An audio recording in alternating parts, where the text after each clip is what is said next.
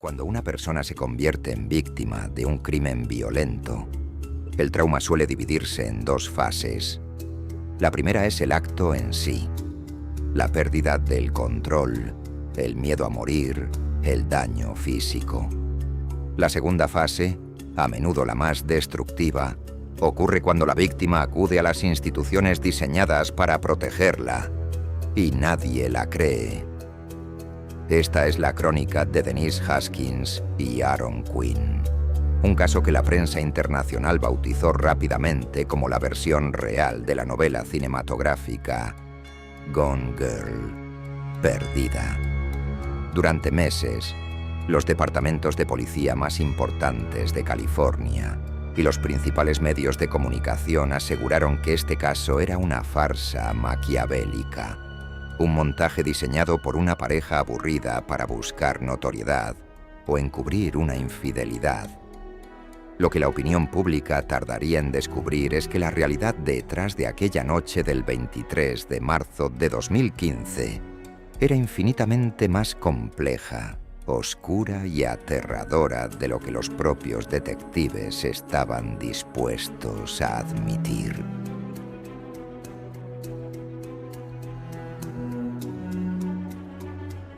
Para entender el origen de esta investigación, debemos situarnos en la ciudad portuaria de Vallejo, California.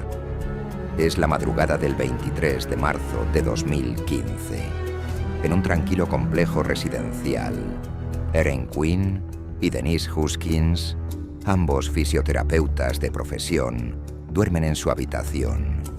No hay antecedentes de conflictos vecinales, no hay problemas con la ley, no hay deudas. Son, a ojos de cualquiera, ciudadanos modélicos con una vida predecible. Sin embargo, hoy, a la 1:53 de la mañana, la seguridad de ese hogar se disuelve de forma instantánea.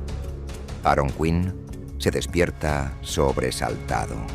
En la penumbra de la habitación, distingue las siluetas de al menos dos individuos. La descripción inicial que Aaron ofrecería más tarde a los investigadores parece extraída de una operación militar. Los intrusos visten trajes de neopreno negros, portan equipo táctico y llevan linternas acopladas a armas de fuego. Antes de que Aaron pueda reaccionar, un puntero láser de color rojo se fija directamente en su pecho. Una voz fría, calmada y sumamente autoritaria rompe el silencio de la estancia. El intruso da una orden clara. Pónganse boca abajo en el suelo. Si colaboran, nadie saldrá herido. A partir de ese segundo, la operación se ejecuta con una precisión quirúrgica. Los asaltantes obligan a la pareja a tumbarse en el suelo. Utilizan bridas de plástico para inmovilizar los tobillos y las muñecas de Aaron. Acto seguido, les colocan unas gafas de natación cuyos cristales han sido completamente cubiertos con cinta aislante negra. La ceguera es total. El líder del grupo criminal comienza a administrar lo que él denomina el protocolo. Saca un recipiente con un líquido sedante y obliga tanto a Aaron como a Denise a ingerirlo. Les advierte que la sustancia los mantendrá adormecidos, pero conscientes lo suficiente para no entorpecer el traslado. Mientras el sedante comienza a hacer efecto en el organismo de Aaron, los asaltantes proceden a instalar un sistema de cámaras de seguridad temporales en la vivienda. Introducen auriculares en los oídos de Aaron y reproducen un mensaje pregrabado. El audio contiene una serie de instrucciones detalladas que configuran la estructura del secuestro. La voz del dispositivo le informa a Aaron que pertenecen a un grupo criminal organizado, una red dedicada al robo de cuello blanco y a la extorsión financiera avanzada. Le explican que el objetivo principal de la operación es la obtención de un rescate económico. El mensaje especifica las reglas del juego. Denise será trasladada a una ubicación segura fuera de la ciudad. El rescate se fija en 2 pagos de $8.500 cada uno, una cifra sorprendentemente baja para un secuestro de estas características, diseñada específicamente para caer justo por debajo del límite de alerta de fraude de los bancos estadounidenses. Aaron tiene prohibido contactar a las autoridades telefónicamente o alertar a los vecinos. Si la policía se involucra, Denise será ejecutada de forma inmediata. A las pocas horas, el efecto del sedante sumerge a Aaron en un estado de semi-inconsciencia. Cuando recupera la lucidez total, el silencio en la casa es absoluto. Los intrusos se han marchado y Denise Hoskins ya no está en la vivienda.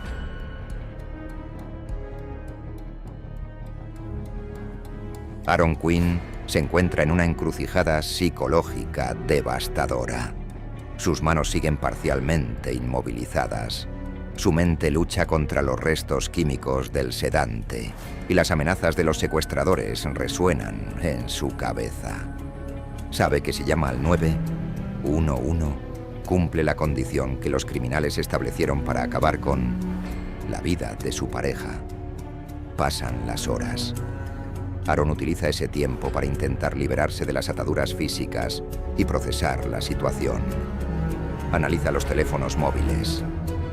Los secuestradores han dejado instrucciones de que las comunicaciones relativas al pago del rescate se realizarán exclusivamente a través de mensajes de texto en el teléfono de Aaron.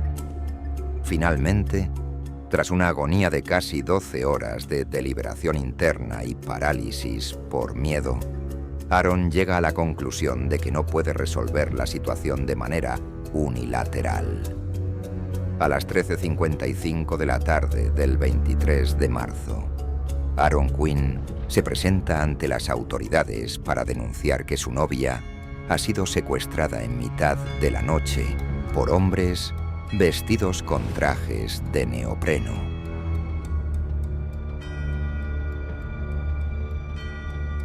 La reacción del Departamento de Policía de Vallejo ante la denuncia de Aaron Quinn marcaría el rumbo de toda la tragedia institucional.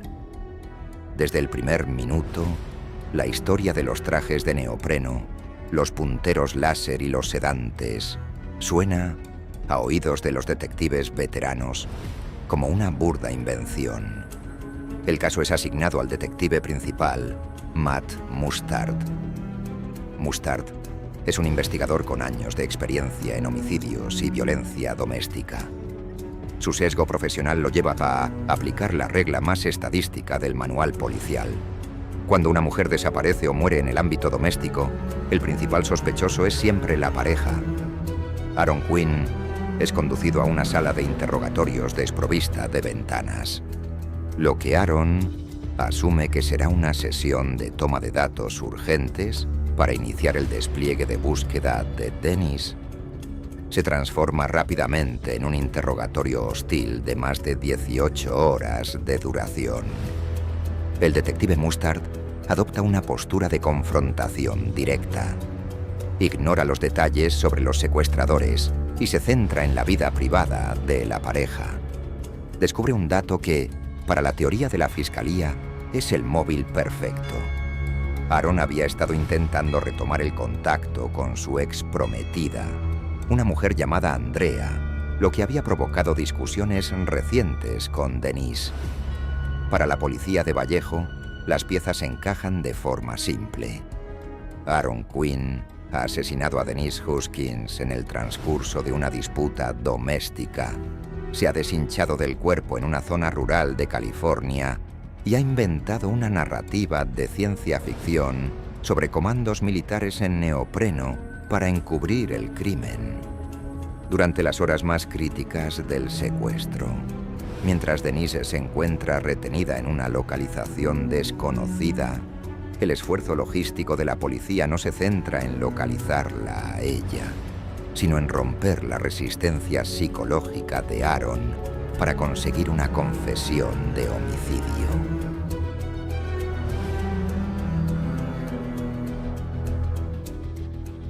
Mientras el Departamento de Policía de Vallejo concentra todos sus recursos humanos y técnicos en interrogar a Aaron Quinn y registrar su vivienda en busca de rastros de sangre, Denise Hoskins se encuentra en el espacio más angosto y claustrofóbico imaginable, el maletero de un vehículo en movimiento.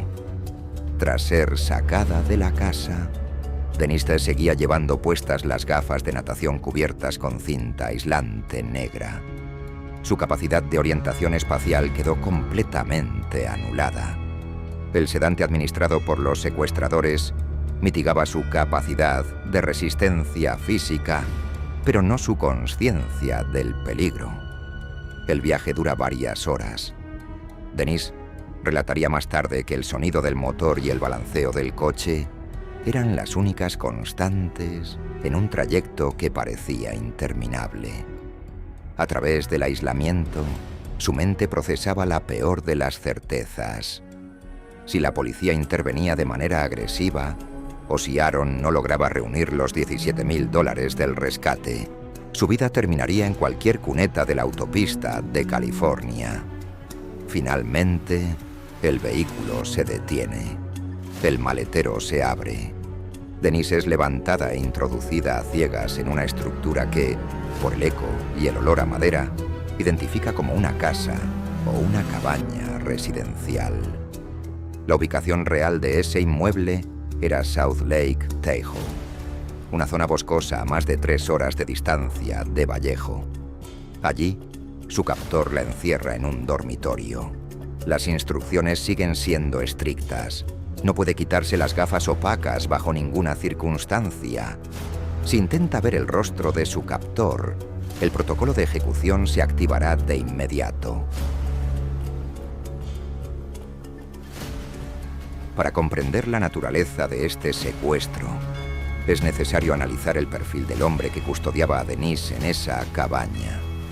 No se trataba de un delincuente común de los suburbios, ni de un adicto desesperado por dinero rápido. El cerebro de la operación era Matthew Mueller. El perfil de Mueller es uno de los más desconcertantes en los anales del true crime moderno. Había sido miembro del Cuerpo de Marines de los Estados Unidos. Era graduado con honores por la prestigiosa Universidad de Harvard. Había ejercido como abogado especializado en derecho de patentes, hasta que su licencia fue suspendida debido a problemas de conducta derivados de un trastorno bipolar severo no tratado adecuadamente. Mueller aplicaba sus conocimientos legales y su entrenamiento militar para diseñar lo que él consideraba el crimen perfecto. En la cabaña de South Lake Tahoe, Mueller mantuvo una manipulación psicológica constante sobre Denise. Para evitar que ella gritara o intentara escapar, le hizo creer que la vivienda estaba rodeada por un entramado de cámaras de vigilancia y que otros miembros de su supuesta organización criminal, fuertemente armados, custodiaban el perímetro. Durante las 48 horas que duró el cautiverio, Denise Hoskins fue sometida a una tortura psicológica sistemática. Mueller no solo la mantuvo atada a la cama, la agredió sexualmente en 2 ocasiones distintas. Fiel a su mente retorcida y metódica, Mueller grabó en vídeo las agresiones con el argumento de que las imágenes serían utilizadas como un seguro. Si Denise decidía acudir a la policía tras su liberación, el grupo criminal publicaría los vídeos en Internet para destruir su reputación. Aislada en la oscuridad de sus gafas de natación, Denise adoptó una estrategia de supervivencia pura. Cooperar de manera absoluta, memorizar cada sonido, cada olor, cada inflexión de voz de su captor y mantenerse con vida 1 minuto más. Mientras tanto, en el mundo exterior, la investigación en Vallejo se encontraba en un punto muerto debido a la ceguera voluntaria de los detectives. El detective Matt Mustard y su equipo seguían convencidos de que Aaron Quinn mentía. Sometieron al joven a una prueba de polígrafo, el detector de mentiras. Al terminar, Le aseguraron falsamente que los resultados indicaban que estaba mintiendo en un 99%, una táctica psicológica habitual para forzar una confesión. Sin embargo, el captor de Denise se dio cuenta de un problema en su plan. La policía no estaba siguiendo las instrucciones del rescate porque estaban demasiado ocupados acusando al novio. El plan de cobrar los $17.000 corría peligro si las autoridades no tomaban el secuestro en serio. Muller decidió cambiar de estrategia.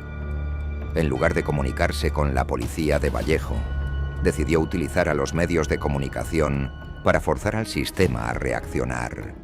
El 24 de marzo, el veterano periodista de investigación Henry Lee, del diario San Francisco Chronicle, recibió un correo electrónico anónimo de un remitente encriptado.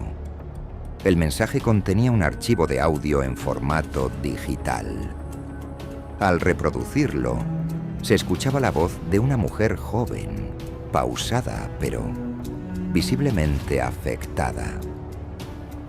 My name is Denise Huskins. I am alive and in a safe place. Today is Tuesday, March 24th. I want to assure my family, friends, and the police that I am okay. I know what has happened seems crazy, but please follow the instructions. Comply with what they ask so I can go home. El periodista Henry Lee entregó inmediatamente la grabación a las autoridades federales. El FBI analizó el espectro de voz y confirmó que, sin lugar a dudas, se trataba de la voz de Denise Huskins. La prueba de vida era irrefutable. Había una mujer secuestrada en algún lugar de California. A pesar de tener el archivo de audio en sus manos, el Departamento de Policía de Vallejo se negó a variar su línea de investigación principal. Para los detectives, el audio no era una prueba de un secuestro real. Era una evidencia de que Denise Huskins estaba compinchada con Aaron Quinn para realizar un montaje mediático a gran escala. La madrugada del 25 de marzo de 2015, tras 2 días de infierno, Matthew Muller decide que el secuestro debe terminar. Las razones exactas de su decisión se revelarían mucho más tarde, pero la presión mediática y el hecho de que la policía no estuviera gestionando el pago del rescate aceleraron el desenlace. Muller obliga a Denise a vestirse, le coloca de nuevo las gafas opacas y la introduce en el coche.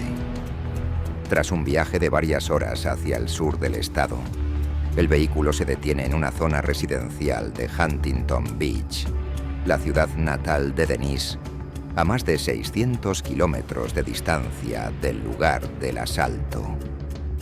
Muller saca a Denise del coche, la camina unos metros y le da una última orden. «Quédate aquí quieta». Camina hacia la esquina de la calle. No te quites las gafas hasta que escuches que el motor del coche se ha alejado por completo. Denise obedece. El sonido del motor se desvanece en la distancia. Con las manos temblorosas, se retira las gafas de natación y la cinta aislante. La luz del sol de California la ciega por un instante. Se encuentra sola en una calle residencial, desorientada, cargando una mochila con unas pocas pertenencias que su secuestrador le había devuelto. Camina hacia la casa de su madre, ubicada a pocas manzanas de allí. Cuando llama a la puerta, el shock de su familia es absoluto. Denise Huskins ha regresado a casa por su propio pie, aparentemente ilesa. La noticia de su reaparición llega de inmediato a las redacciones de televisión y a las oficinas del FBI. El caso, que había mantenido en vilo al Estado, parecía haber terminado con un milagro. La víctima estaba a salvo. Lo que Denise Huskins no podía imaginar en ese momento de alivio y abrazos familiares es que el verdadero calvario no había terminado en esa calle de Huntington Beach. Estaba a punto de comenzar.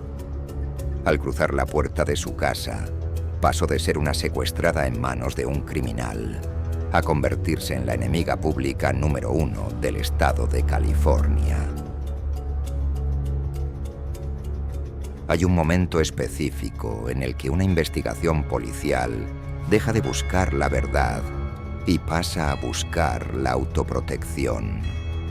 Para Denise Huskins, ese momento ocurrió exactamente el 25 de marzo de 2015, a las 9:30 de la noche. Apenas unas horas después de haber caminado desorientada por las calles de Huntington Beach tras su liberación. El Departamento de Policía de Vallejo convocó a una rueda de prensa de emergencia.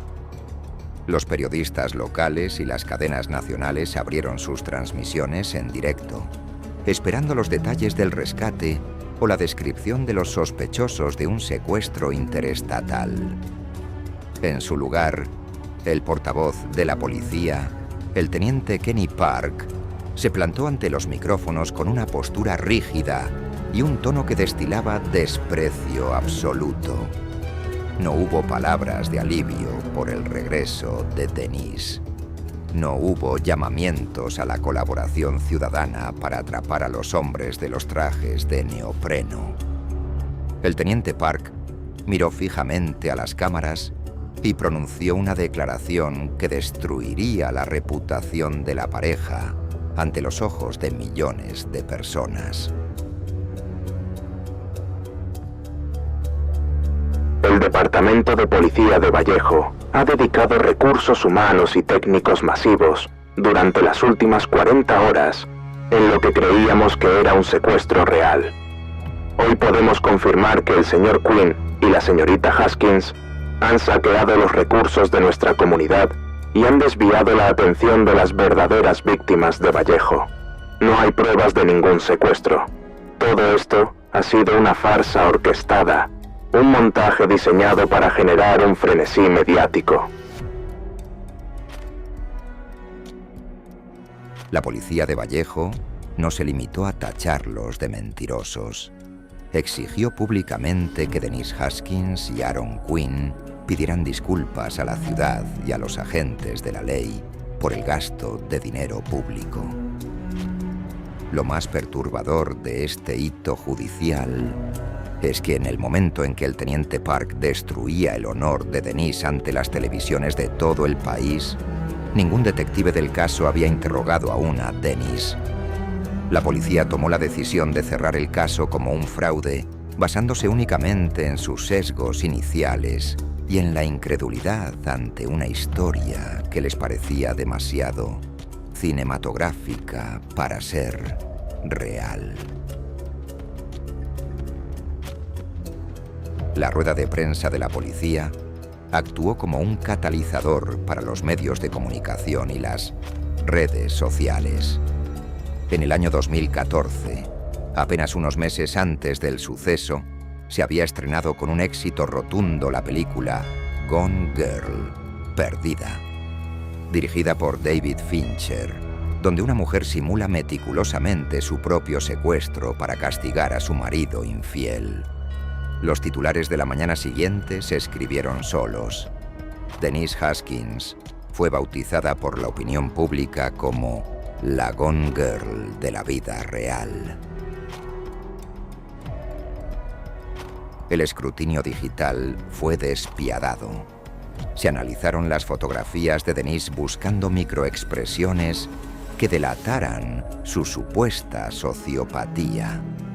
Los programas de televisión de máxima audiencia debatieron sobre qué tipo de trastorno psicológico empujaría a una joven fisioterapeuta a inventar un asalto armado. Se crearon memes, bromas en programas nocturnos y editoriales enteros dedicados a desmenuzar lo que la prensa consideraba el peor engaño del año. Mientras el país se burlaba de ellos, Denise y Aaron se encontraban en un estado de aislamiento absoluto.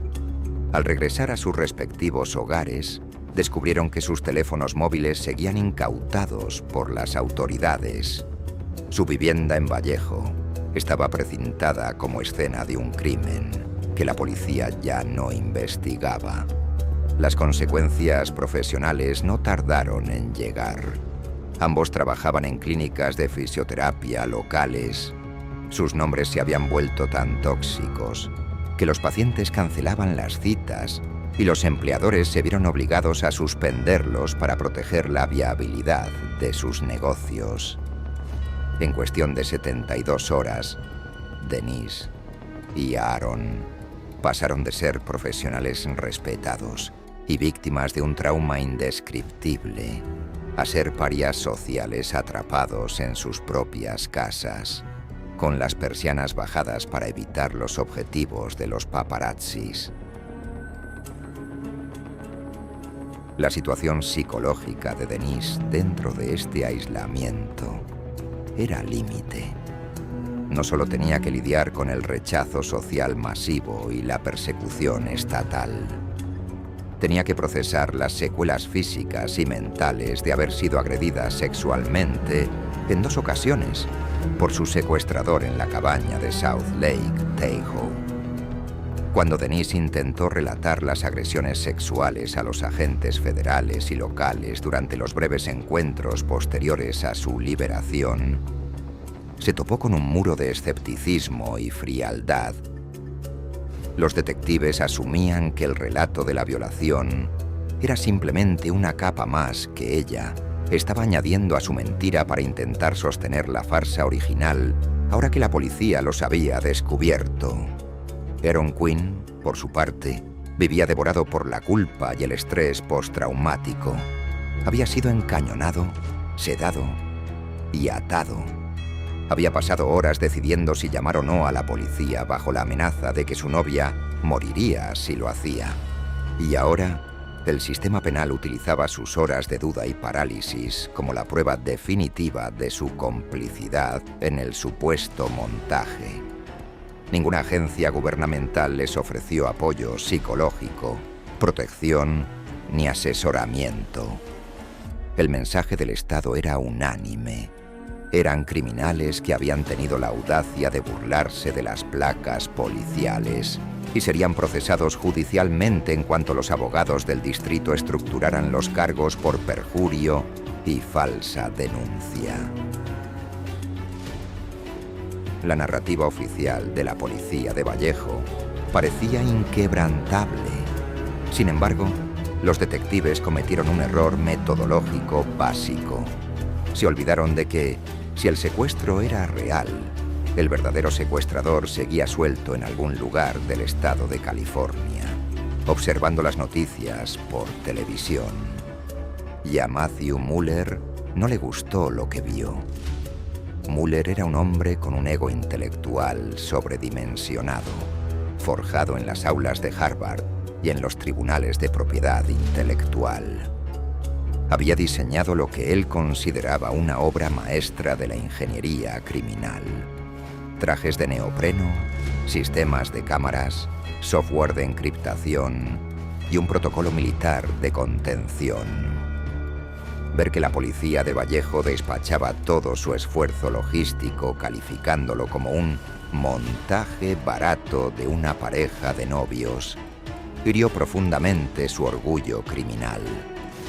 El 28 de marzo de 2015, 3 días después de la rueda de prensa de la policía, el periodista Henry Lee del San Francisco Chronicle recibió un nuevo correo electrónico.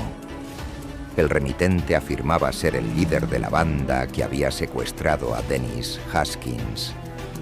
El contenido del mensaje era un manifiesto de varias páginas redactado con una precisión legal y una sintaxis impecable que delataba la formación académica de su autor. Somos un grupo de profesionales de la sustracción de bienes. No somos psicópatas, somos operativos de cuello blanco. Nos vemos en la obligación moral de escribir este documento porque no podemos tolerar que una mujer inocente que ha sufrido bajo nuestra custodia sea señalada como una mentirosa por la incompetencia de la policía local. Denise Haskins fue secuestrada. Fue retenida contra su voluntad. ella cooperó de forma admirable para salvar su vida. Exigimos que el Departamento de Policía de Vallejo se retracte públicamente de sus acusaciones contra ella y contra el señor Quinn. Para demostrar la veracidad de sus palabras, el remitente adjuntó al correo electrónico una serie de fotografías digitales de alta resolución. Las imágenes mostraban el interior de la cabaña de South Lake Tahoe. En una de ellas, sobre una mesa de madera, se apreciaban las gafas de natación cubiertas con cinta aislante negra y el puntero láser rojo que Aaron Quinn había descrito minuciosamente en su primer interrogatorio. El periodista entregó de inmediato el manifiesto y las fotografías a la policía de Vallejo y al FBI.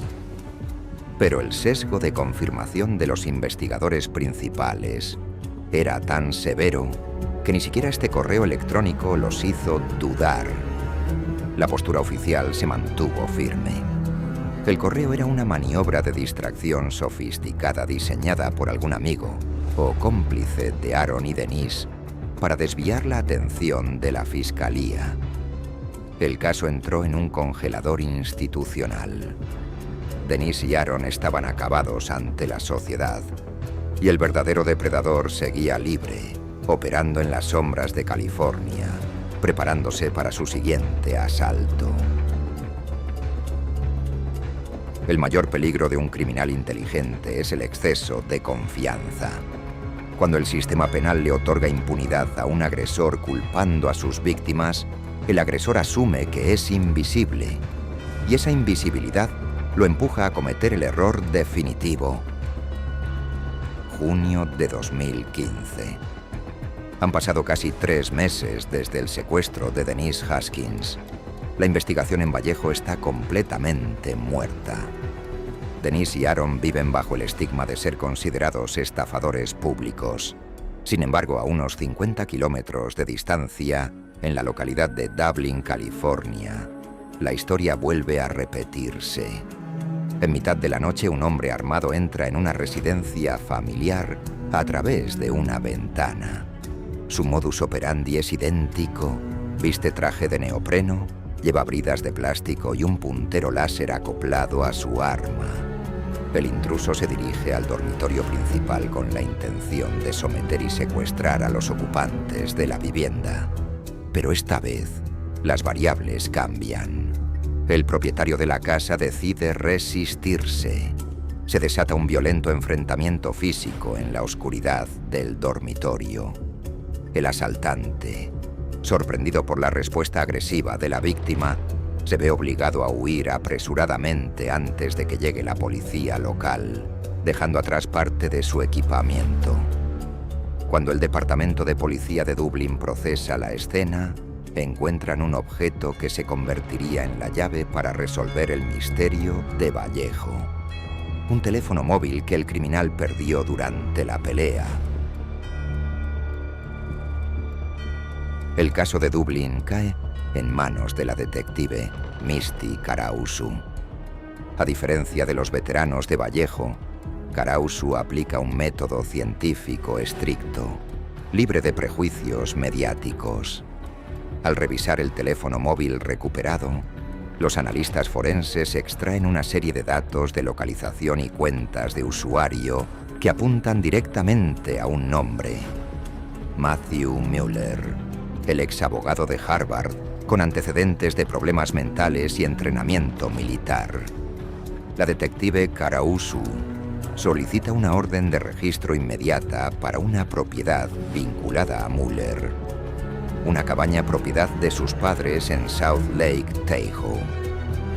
Cuando las fuerzas de seguridad entran en el inmueble, no encuentran un taller común de un ladrón de casas. Encuentran un centro de operaciones criminales avanzado. En el interior de la cabaña se incautan drones de vigilancia aérea, cintas de vídeo y discos duros encriptados, múltiples pares de gafas de natación modificadas con cinta aislante negra, trajes de neopreno y armas tácticas. Pero el hallazgo más devastador ocurre dentro del vehículo de Mueller. En el maletero, los agentes encuentran una pequeña mancha de sangre y cabellos largos. Además, localizan un ordenador portátil que contenía una etiqueta con el nombre de Aaron Quinn. La detective Karausu, que no estaba contaminada por el relato de los medios sobre la Gone Girl de la vida real, introduce el MO de Muller en las bases de datos policiales del Estado. Inmediatamente salta la alerta del archivo cerrado de Vallejo. Misty Karausu se pone en contacto con el detective Matt Mustard y el Departamento de Policía de Vallejo para informarles de que tiene bajo custodia al hombre que secuestró a Denise Haskins y que tiene pruebas físicas irrefutables que lo vinculan con la casa de Aaron Quinn. La respuesta de Vallejo, según los registros posteriores, fue de incredulidad y reticencia. Los detectives se negaban a aceptar que su teoría del montaje masivo se estaba desmoronando por el trabajo de una detective de una localidad vecina. Sin embargo, el FBI interviene de inmediato ante la gravedad de las pruebas físicas. La evidencia era tan abrumadora que el castillo de naipes de la policía de Vallejo se desplomó en cuestión de horas. El teléfono, el ordenador, las bridas, el neopreno y las grabaciones de vídeo encontradas en el disco duro de Muller demostraban paso por paso que Denise Haskins y Aaron Quinn habían dicho la verdad absoluta desde el primer segundo de la madrugada del 23 de marzo. Matthew Muller fue arrestado formalmente por agentes federales. Al revisar los discos duros incautados en su cabaña, los investigadores de la Fiscalía Federal encontraron la prueba más terrible del caso: las filmaciones de las 2 agresiones sexuales que Denise Haskins había sufrido durante su cautiverio. Muller había grabado los abusos tal y como Denise había denunciado, demostrando que la frialdad de su testimonio no era una invención sociopática, sino el relato seco de una superviviente que memorizó cada trauma para poder contarlo ante un tribunal. En 2016, Matthew Muller se declaró culpable ante un tribunal federal de los cargos de secuestro para la obtención de un rescate. El juez federal lo sentenció a 40 años de prisión en una penitenciaría de máxima seguridad. Posteriormente, en el año 2022, Muller se enfrentó a los cargos del estado de California por violación, robo de vivienda y asalto con arma de fuego, recibiendo una condena adicional de 31 años de cárcel. El cerebro de la operación militar en neopreno pasaría el resto de sus días naturales tras las rejas.